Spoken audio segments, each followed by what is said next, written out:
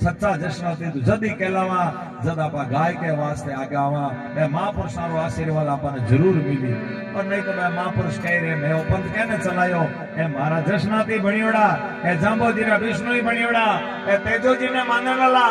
जकारे वास्ते तेजोजी महाराज बलिदान कर दियो। वे तेजाजी महाराज मन में कितो सोच करता हुई कि जगह समाज के वास्ते में गाया री रक्षा करी वे मारी आल औलाद जगह मने पूजे है पर अब जको काम मैं बुलान आयो हो वो काम है लोग कर को नहीं रिया है तो मेरी कृपा प्राप्त करनी है तो बड़े नारो जको अपारो मार्ग बतायोड़ा है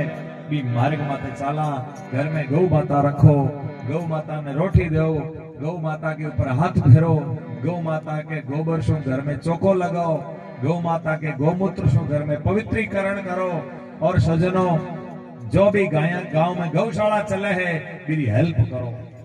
2 रुपया बेटा देने की चेष्टा करो। खेत में चारो है तो भी गौशाला में पुगाओ ताकि आपरे गांव री गौशाला मैं गाया कोई गुजारी कोनी हमने गांव की है मैं आपारी गाया है और आपा लोग ही